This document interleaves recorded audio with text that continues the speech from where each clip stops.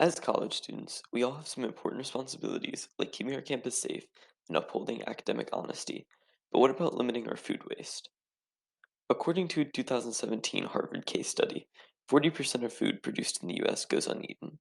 College students account for about 22 million pounds of wasted food every year, while each student produces about 142 pounds of food waste individually. Here at Penn State, 455,000 pounds of food are wasted each semester.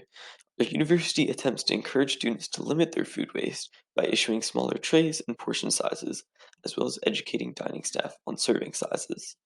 Yet we still waste enough food that could feed every single person that attends 4 sold-out Beaver Stadium games. Students are encouraged to compost their uneaten food at certain stations, but often the compost is contaminated since most students are not educated enough and it must be thrown out. The amount of food wasted by Americans is the largest contributor of municipal solid waste, as 1/5 of municipal landfills are filled with unconsumed foods. Solid waste in landfills is the third largest contributor of greenhouse gas emissions in the United States. Additionally, food production uses 25% of U.S. fresh water, 300 million barrels of oil, and tens of millions of acres of cropland.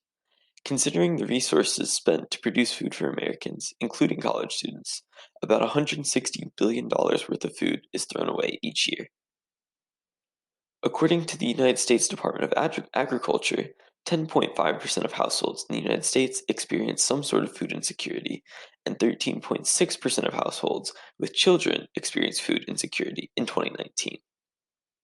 By combating the food waste problem within universities, such as our own, these households could be provided with free leftover meals to relieve their lack of food security.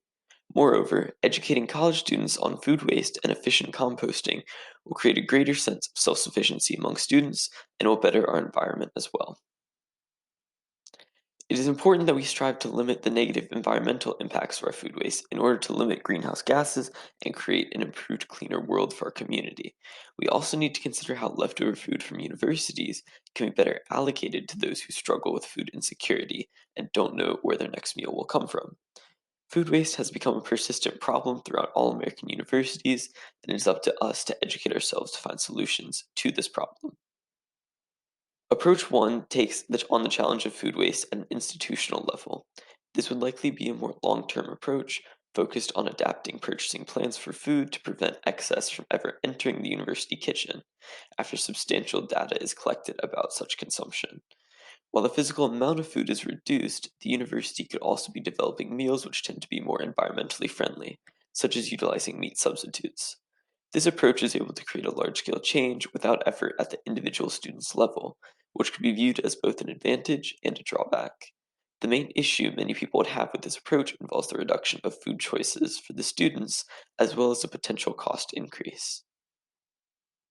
Approach 2 looks at this problem from a personal level, encouraging students to create change themselves rather than relying on institutional policies. This method would truly only incite behavioral changes with food consumption, such as taking smaller portions, if there was a high level of education about the harmful effects of food waste.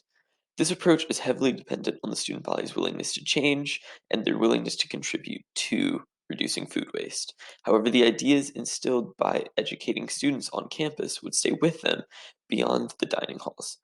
This approach would also be a very cost-effective method for the university comparatively. Finally, approach 3 looks at ways to make better use of the food that is processed at the university without being consumed.